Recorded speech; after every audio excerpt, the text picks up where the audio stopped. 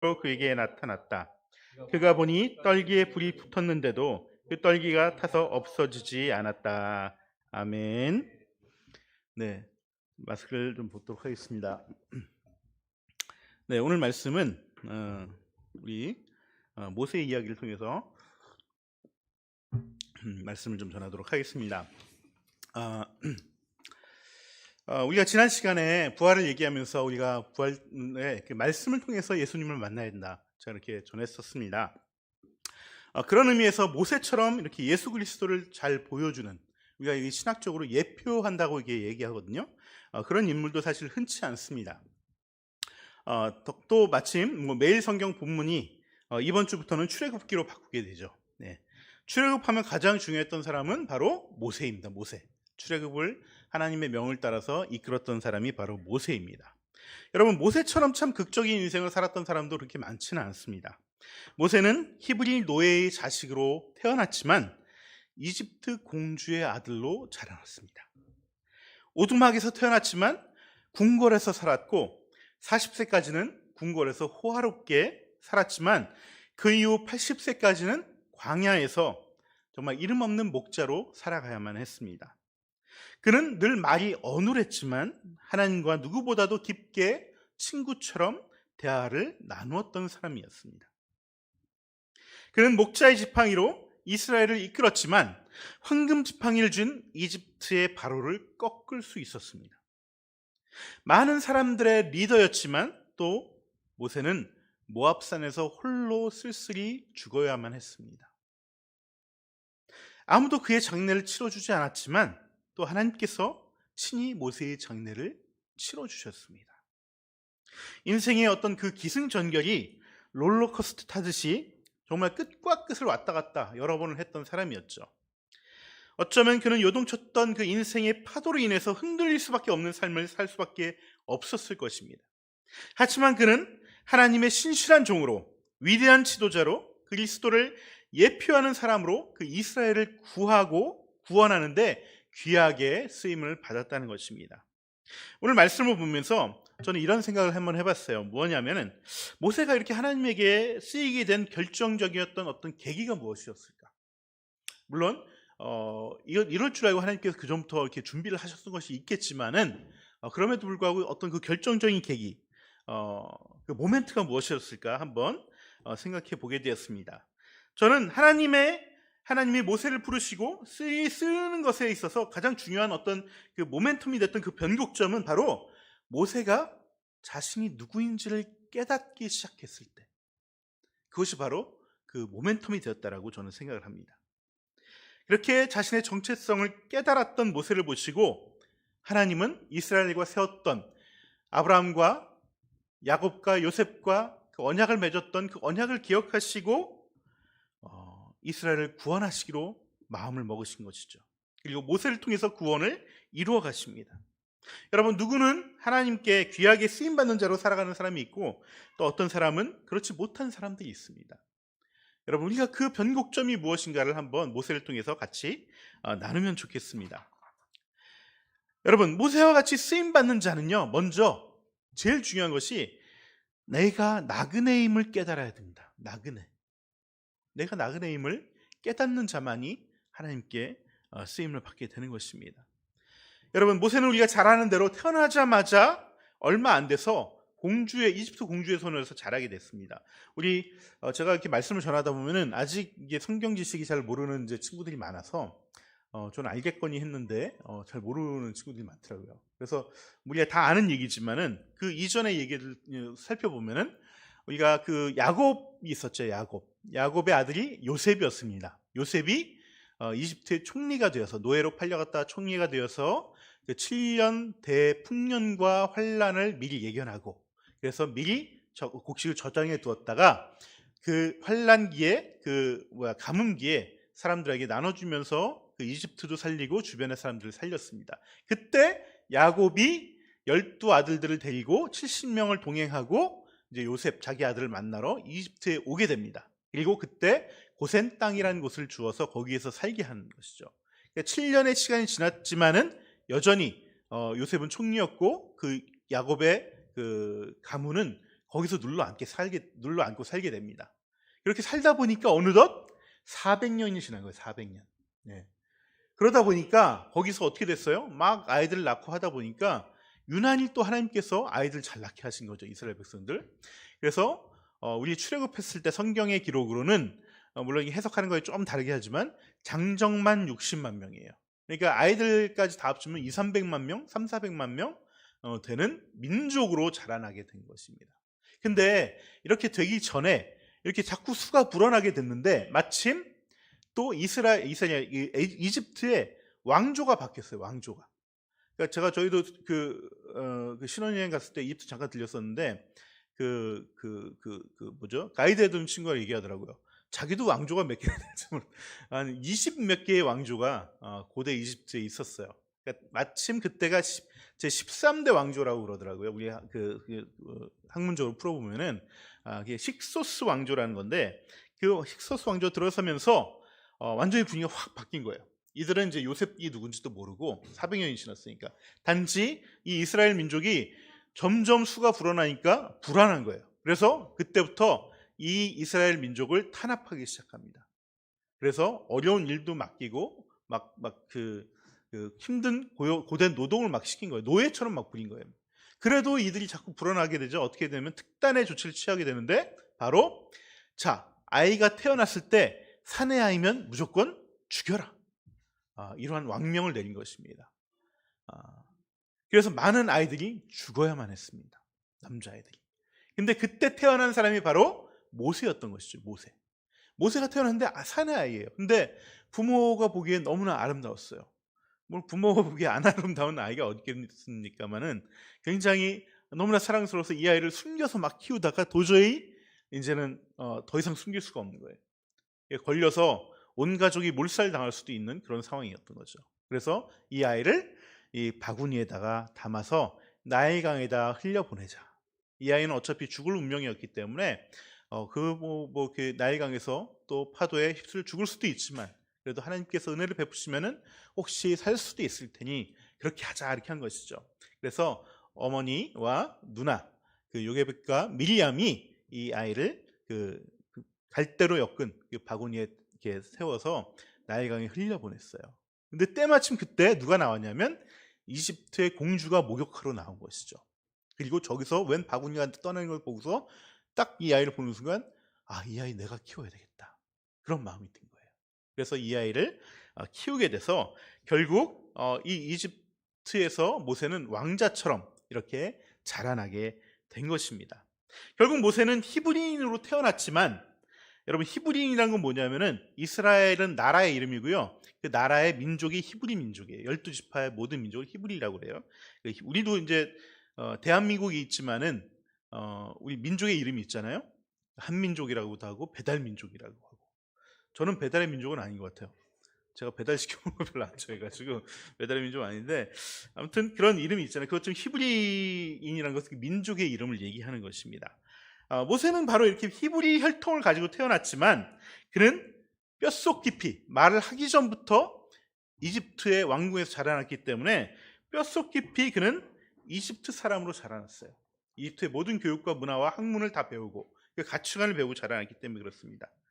사실 처음에 그는 딱 봐도 히브리인이었어요. 히브리인. 왜냐하면 2장에 보시면은 2장 6절에서 이집트 공주가 이 바구니에 있던 아이들의 모습을 모세의 모습을 보고서 뭐라고 했냐면 이 아이는 분명히 히브리인이구나 라는 말을 했습니다. 그러니까 딱 봐도 혈통적으로 다른 거죠. 우리가 뭐 이집트 사람이나 이스라엘 사람처럼 구분을 못하죠. 근데 그 사람들은 다 알죠.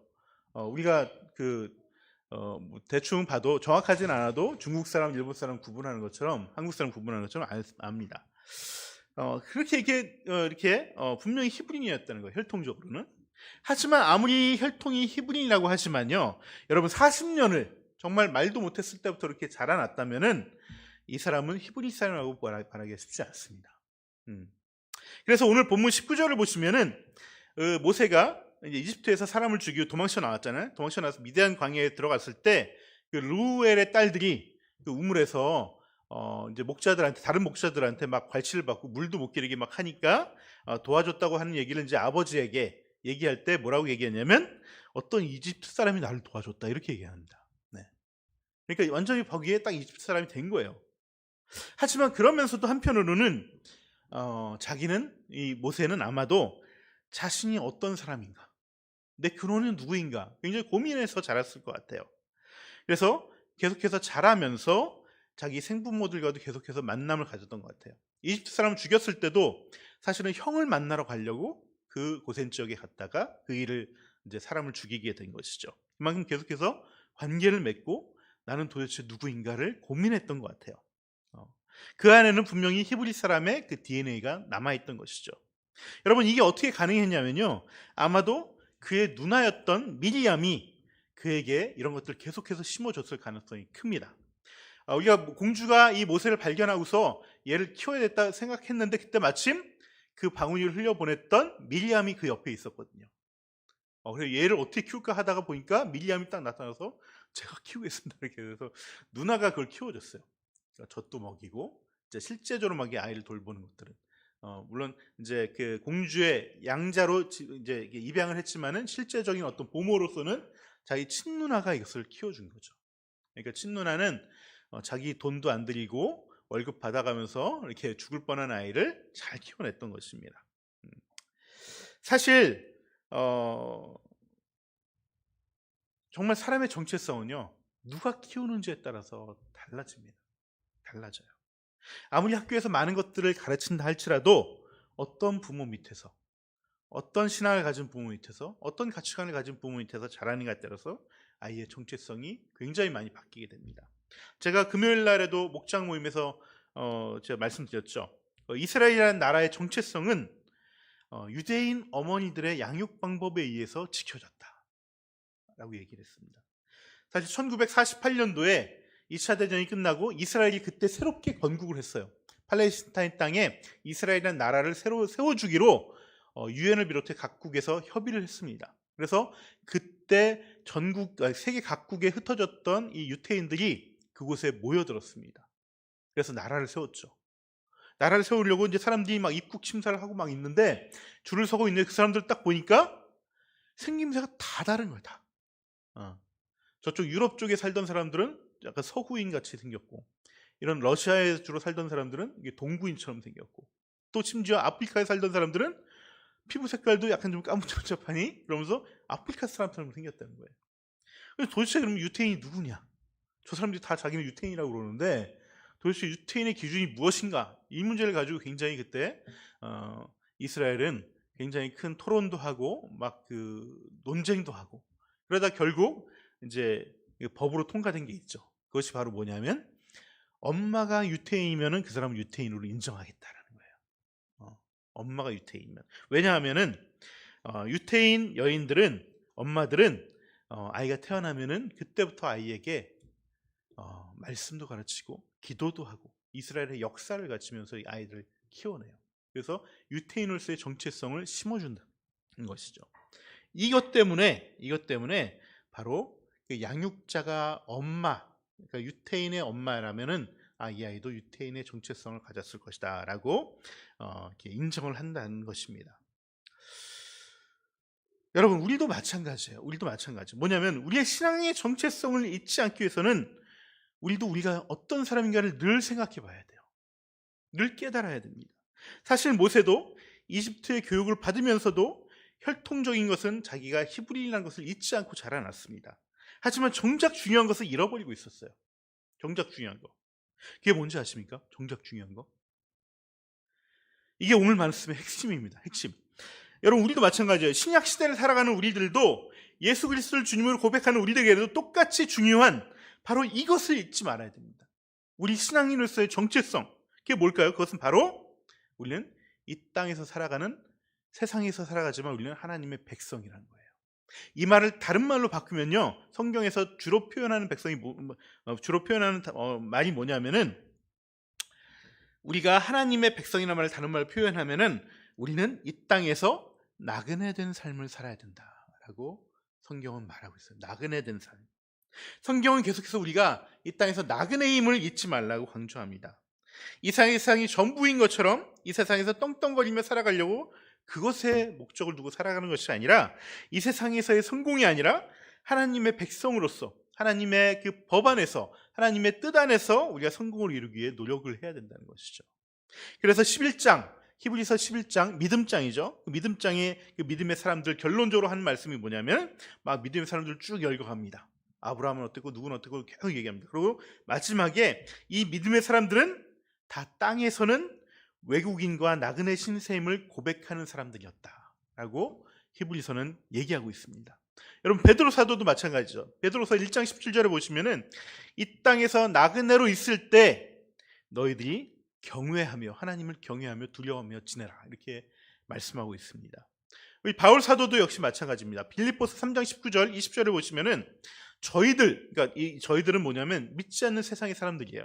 그 믿지 않는 세상의 사람들은 그 끝은 멸망이고 그들이 믿는 신은 어떤 신을 믿는다고 얘기하고 지금은 뭐 무신론자들도 있기 때문에 자기는 자기 자신을 믿는다고 얘기하는데 그 얘기를 벌써 지금 하는 겁니다. 그 뭐냐면 그들이 믿는 신은 결국 자기 배라는 거예요. 배.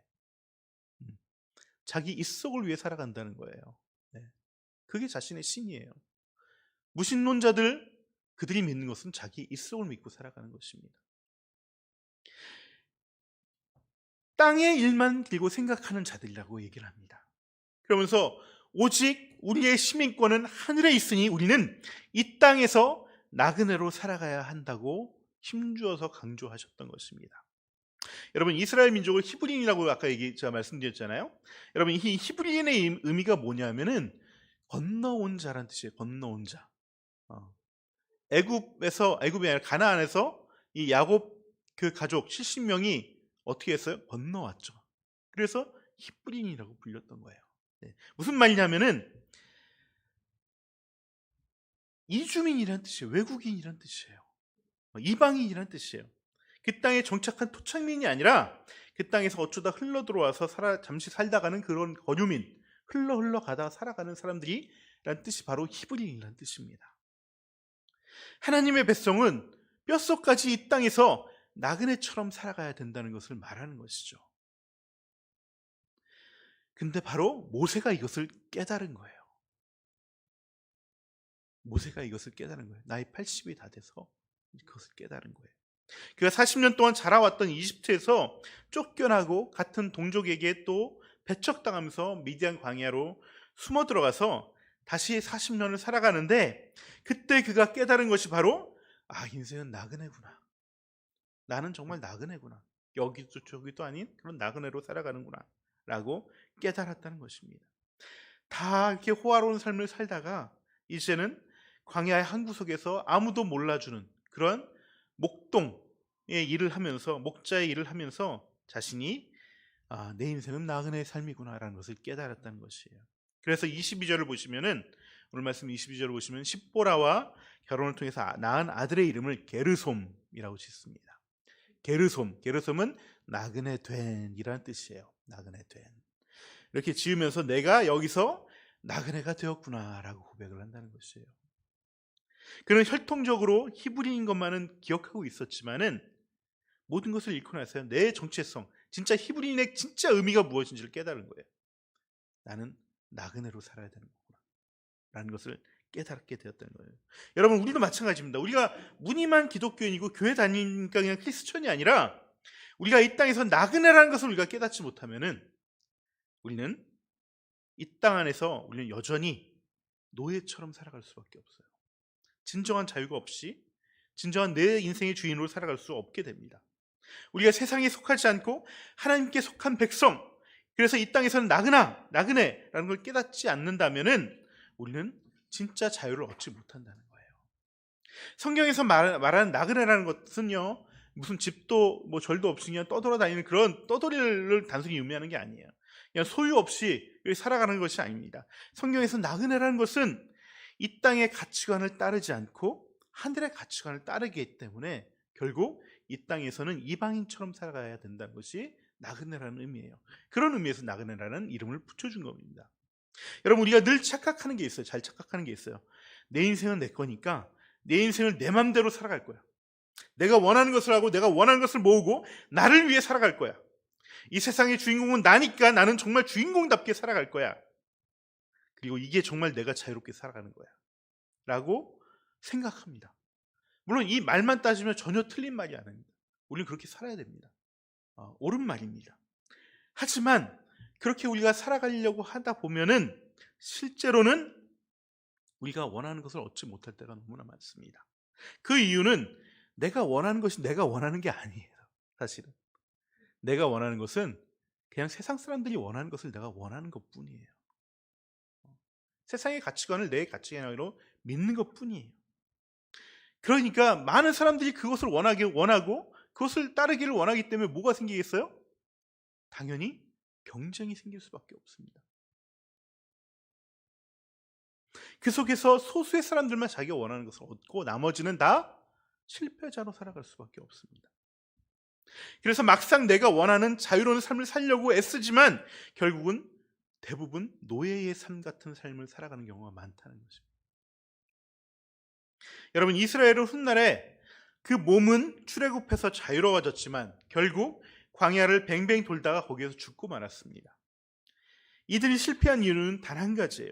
그들이 늘 이전의 삶, 이집트에서의 삶을 동경하며 돌아가려고 했다는 거예요. 당시에 이집트는 세계 최고 1등 국가였습니다. 누구나 이집트인이 되길 원했어요. 세상의 모든 사람들이 이집트의 그 풍요로운 삶을 갈망했고 그 안에 들어가길 원했습니다. 이집트를 탈출했던 이스라엘조차도 그때는 그들에게 막 노예처럼 살았어도 그 삶이 너무나 좋았다라고. 그때 그 고기 가마에서 이집트인들이 주었던 그 고기 먹으면서 그래도 밥은 배불리 먹었는데 이게 그들이 진짜 원했던 거예요. 하지만 그 삶은 노예의 삶이라는 것이죠. 그것을 계속해서 놓지 못하고 그것을 갈망하며 살았기 때문에 그들은 진정한 자유를 얻지 못했다는 것입니다. 여러분, 성경이 말하는 나그네의 삶은 세상 사람 모두가 원하는 길로 가는 것이 아니라 이전과는 다른 세상의 길로 가는 것이 나그네의 길이에요. 거기에 진정한 자유가 있습니다. 우리가 출애굽을 우리가 영어로 뭐라고 그럽니까? 엑소더스라고 얘기하죠. 엑소더스. 네, 엑소더스. 이게 이제 라틴어는 아니고요. 라틴어에서 나온 건데 엑소더스라고 얘기하는데 엑스는 바깥으로 뭘 끄집어내다 그런 뜻이에요. 끄집어내다. 그 엑스가 그 에크라고 하죠. 에크. 이거 끄집어내라고 하는데 오더스는 무슨 뜻이냐면 오더스는 길이란 뜻이에요. 길. 그러니까 뭔 얘기냐면은 엑소더스는 엑스와 오더스의 합성어인데 바로 길에서 나온 거예요. 길에서 세상 사람들이 많이 가고 좋아하는 그 길에서 나와서 다른 길로 가는 것이 바로 엑소더스입니다. 우리가 예수님께서 그 얘기하시죠. 마태복음에서 넓고 평탄한 길은 사람들이 원하고 거기엔 사람이 많다. 하지만 너희들은 좁은 길로 가라. 새로운 길로 가라. 그 말이 바로 엑소더스, 출애굽의 삶을 살아가라는 것입니다. 우리가 출애굽이라는 것은 늘 가던 길에서 나와서 새로운 길을 걸어가는 것을 말하는 거예요. 모든 사람이 원하는 그 넓고 평탄한 길이 아니라 좁지만 진리의 길, 새로운 길, 그 길로 나가는 것을 말하는 것입니다. 그러면 이 땅에서 우리가 나그네 된 삶을 살아간다는 것은 구체적으로 어떤 것일까? 우리가 이 땅에서 나그네로 살아간다는 것은 어떤 의미일까? 여러분, 나그네의 삶은요, 성경에서 말하는 나그네의 삶은 크게 두 가지로 얘기할 수 있습니다. 한 가지로도 얘기할 수 있고 두 가지로 얘기했습니다. 한 가지로 말씀드리면 생명을 더욱더 풍성하게 하는 삶이 나그네의 삶이에요. 왜냐하면 세상에서의 삶은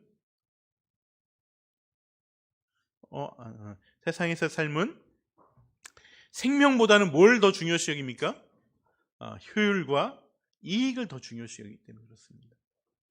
하지만 나그네의 삶이란 것은 뭐냐면은 생명을 더욱더 중요하게 여기고 존중하는 것이에요. 생명을 더욱더 중요하게 존중하게 여기는 구체적인 두 가지 방법을 성경에서 뭐라고 얘기하냐면 영혼을 구원하는 것입니다. 또 한 가지는 새로운 생명을 존중하는 삶의 양식을 따라가는 것이에요. 이것이 나그네된 삶의 모습이라는 것입니다. 오늘 모세가 자신이 나그네임을 깨닫게 되자 드디어 하나님께서 이 모세를 이제 이놈이 이제 귀한 일을 해도 되겠구나 라고 생각하시고 이제 호렙산에서 떨기나무에 불을 붙여서 이 모세를 부르게 됩니다. 그러면서 시키신 일이 뭡니까? 바로 이스라엘을 구원하는 일에 쓰임을 받게 되는 것이죠. 그리고 이렇게 구원된 그 출애굽한 백성들에게 하나님이 뭘 주시죠? 새로운 법을 주십니다. 그게 바로 창출 레민신 레위기와 민수기에 나오는 출애굽기에 나오는 그 예수님의 새로운 법을, 구약의 율법을 주시죠. 여러분, 이 구약의 율법이요 굉장히 독특한 율법입니다. 이 율법은 당시에는 인간이 고안해낼 수 없는 아주 독특한 율법의 그 내용이 담겨져 있어요. 그 내용을 한마디로 얘기하면은 생명을 존중하라는 거예요. 생명을 존중하라는 거. 생명을, 그래서 우리 십계명을 보면은 계속해서 생명을 존중하라는 것을 계속해서 말하고 있고요. 곳곳에 생명의 존중의 사상이 들어져 있습니다. 서로 사랑하라는 말도 생명의 존중의 어떤 구체적인 모습이죠. 여러분, 나그네 힘을 깨달은 모세를 통해서 이스라엘은 생명을 존중하는 나라로, 그게 바로 하나님의 나라라는 것을 하나님은 알려주고 싶었던 것입니다. 여러분, 예수님 역시 자신의 사역을 이 출애굽을 통해서, 그 이야기를 통해서 많이 표현을 많이 하십니다. 그리고 대부분 그 마태복음이나 마가복음, 누가복음, 요한복음을 보시면은 이 출애굽 모티브를 잘 사용을 많이 해요. 모티브를. 그래서 예수님께서 이제 광야에 있다 오시는 것도 이스라엘 백성이 광야에 있다 가나안 땅에 온 것의 모티브에서 온 거예요. 네. 그래서 왜 오신 거예요? 이스라엘 백성을 다시 새로운 출애굽을 시키려고, 새로운 하나님 백성으로 거듭나게 하려고 이렇게 다시 들어오신 거예요. 40일 금식을 하시고 40년 광야 생활과 이게 맞닿아 있는 것이죠. 그리고 예수님께서 전도를 보낼 때, 제자들 전도를 보낼 때 둘씩 짝지어서 보내시면서 어떻게 보내시냐면은 너희들 먹을 거 가지고 다니지 마라. 그리고 지팡이와 또 옷과 신발은 하나씩만 가지고 다니고 지팡이를 들고 이게 그 보찜을 메고서 가라고 얘기합니다. 여러분, 그 보찜을 메고 지팡이를 들고 가는 게 어떤 모습이냐면 출애굽했을 때 하나님이 그 이스라엘 백성에게 요구한 그 모습이 복장 모습이에요. 10번째 재앙이 갑작스럽게 임했죠. 그러면서 바로가 도저히 이제 못 살겠다 그러면서 너희들 다 나가. 그때 하나님께서 빨리 너희들 여기서 나가라. 머뭇거리고 있으면 안 된다. 너희들 옷 하나 신발 하나 들고 지팡이 들고 이 보찜 메고 나가라는 거예요. 유월절 식사하고서 나가라는 거예요. 그것이 바로 전도할 때 예수님께서 제자들에게 입고 나가는 그 모습이었어요. 그 옷이 우리도 이렇게 옷 하나 들고 입고 뭐 신발 하나로 살아가라는 뜻이 아닙니다. 그것은 새로운 출애굽, 새로운 길을 살아가라는 그런 상징을 얘기하는 거예요. 새로운 길을 살아가라는. 그리고 나서 예수님께서 승천하시면서 뭐라고 그랬습니까? 서로 사랑하라는 새로운 계명을 주시죠. 그리고 대사명을 줍니다. 그 대사명이 뭡니까? 영혼을 구원하고 제자 삼으라는 것입니다. 우리가 나그네 된 삶을 살아간다는 것은 우리가 생명을 존중하는 삶을 살아간다는 것이에요. 이 땅에서 주된 사람들, 많은 사람들이 그런 삶을 살아가지 않기 때문에 너희들은 정말 생명을 존중하는 삶을 살아가야 돼. 그게 하나님의 뜻이고 하늘 시민의 모습이야. 그 모습으로 살아가는 것이 이 땅에서 나그네 된 삶을 살아가는 모습이야 라고 얘기하는 것이죠. 저는 말씀 준비하면서 지난주 한 주간 살아오면서 제가 나그네 된 삶을 잘 살아왔는지 한번 돌아보게 되었습니다. 나는 영혼 구원을 위해서 어떤 섬기는 삶을 살았는가? 나는 생명을 존중하며 살았는가? 솔직히 이번 주는 제가 영혼 구원을 위해서 구체적으로 한 행동이 별로 없습니다. 하지만 이 VIP를 위해서 기도의 자리에 나갔었죠. 네. 우리가 늘 매번 전도의 어떤 그 일들을 감당할 수는 없습니다. 그 기회가 자주 오는 것도 아니고요. 하지만 우리가 기도의 자리는 우리가 지켜야 되는 것입니다. 이것이 생명 존중의 삶이고 나그네 된 삶의 모습입니다. 또 제가 커피 트럭에서 드디어 이제 기존에 쓰던 모든 일회용기를 다 쓰고 일회용기를 친환경 용기로 다 바꿨습니다. 3개월이면 다 썩어 없어지는 전분으로 된 그 용기로 다 바꾸고 종이컵도 플라스틱으로 코팅된 게 아니라 그냥 종이로 만든 종이컵도 썩지 않는다 그래요. 이 플라스틱 코팅이 되기 때문에 이걸 다 바꿨습니다. 단가는 3배 이상 듭니다. 네. 뭐 그런 거죠. 예, 맞습니다. 옥수수 전분으로 만들고. 네. 하지만 이게 생명을 존중하는 길이라고 저는 생각을 합니다. 우리는 스스로를 생명 존중하지 않습니다. 이제는 플라스틱이 너무나 많아져가지고 그 플라스틱이 썩지 않은 플라스틱이 이제 미세한 플라스틱이 돼서 우리 몸에 쌓여가고 있어요. 우리 스스로 우리의 생명을 존중하지 않습니다. 이것이 바로 생명 존중의 삶의 한 예일 뿐입니다. 예일 뿐입니다. 이것이 바로 출애굽의 삶이고 나그네의 삶입니다. 영혼 구원과 생명 존중의 삶은 결코 다른 것이 아닙니다. 우리가 이 땅에서 우리의 삶은 영혼과 육체가 함께 있기 때문에 영혼 구원과 생명 존중의 삶을 함께 살아나가야 돼요. 영혼이 구원되지 않으면 아무리 풍요롭고 드높은 가치를 위해 살아가도 우리는 행복하지 않습니다. 또 영혼 구원에만 머무르고 그 영혼 구원이 삶을 변화로 이끌어가지 않는다면, 우리의 삶의 양식을 변화시키지 않는다면 우리의 삶은 더 풍요로워지지 않습니다. 여러분, 우리 도서관과 교회 출입문 비밀번호가 뭔지 아시나요? 예? 069번입니다. 069번. 네, 뭐 다른 교회에서는 뭐죠? 0091 이걸 많이 쓰거든요. 저는 0691 씁니다. 이 영혼 구원과 육의 구원이 다르지 않습니다. 다 하나님은 영혼 구원만 매달리라고 하지 않고요. 우리의 영혼과 육체가 다 생명의 풍성한 가운데 들어가기를 원하십니다. 이것이 바로 그 삶을 위해서 살아가는 것이 나그네의 삶이에요. 이 나그네 삶으로 여러분들을 부르셨다는 것을 우리 잊지 않았으면 좋겠습니다.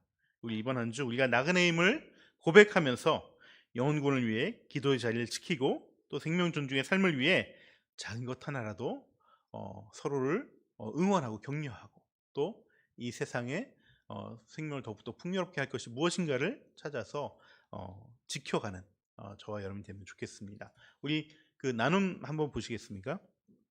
네, 나눔 가지고 그 찬양도 준비해 주시기 바랍니다. 네, 이 나눔을 보시면서 우리의 정체성을 다시 한번 생각해 보시고요. 나그네 삶을 위해서, 우리가 VIP를 위해서 어떻게 작은 실천이라도 할 것인지 결단하는